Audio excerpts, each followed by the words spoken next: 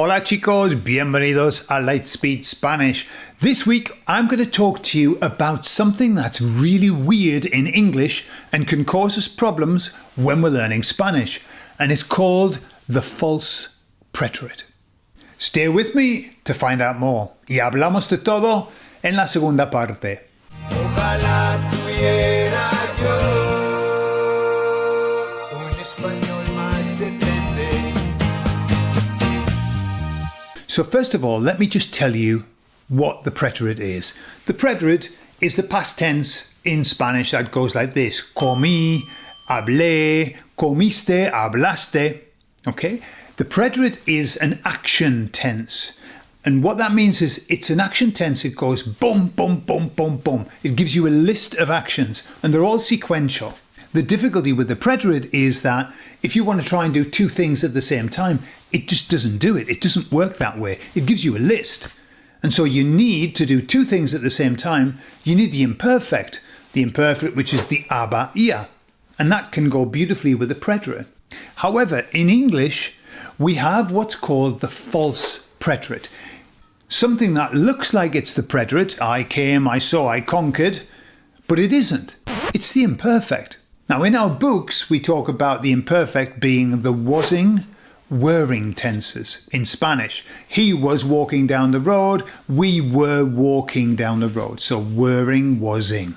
But consider this sentence. When I worked there, I met a lot of famous people.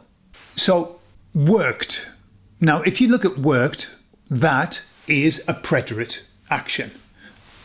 I worked, I finished, I went home. Trabajé, terminé, volví a casa. But in this sentence, it's not preterite because it can be replaced perfectly well with whilst I was working there.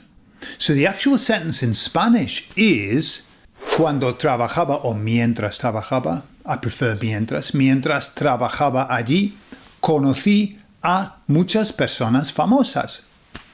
So, mientras trabajaba. Now, trabajaba is whilst I was working there. I was working there.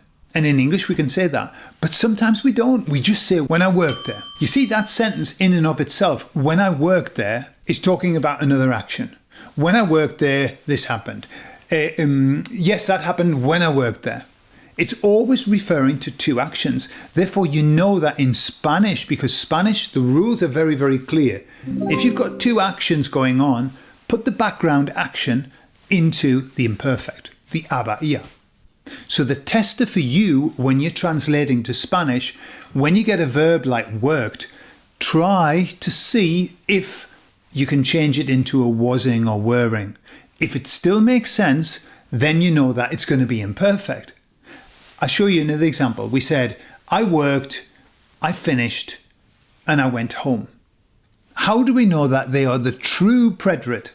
Because we're not going to say, I was working, I was finishing, and I was going home. Doesn't make any sense. I worked, I finished, and I went home. Whereas, consider this sentence. When I did it, it changed colour. Now, instantly you might say, well, they're both preterite. When I did it, it changed colour. So, cuando lo hice, cambió de color. And true. Tum, tum. I did it and it changed colour. But I could also, in English, put it into a different context. I had the job in that factory of doing that, and when I did it, it changed colour. Sometimes we would use would, and when I did it, it would change colour. Okay, that's for another video. I'm going to talk about the false conditional that we have in English. We have a lot of false stuff going on in English. English is a fusion of a lot of languages, and so it's a bit messy. Spanish isn't. And so equally in that sentence, I could say, cuando lo hacía, cambiaba de color. So when I used to do it, it used to change colour. Something like that. Or when I did it, it would change colour is what we would say. In Spanish, nice and clear. Ongoing actions that used to happen are used to, aba, ia, and it never changes. If you want to know more about the Spanish past, we've got a great book called Perfecting the Past in Spanish. It's our bestseller, actually, next to the subjunctive book on demystifying the subjunctive.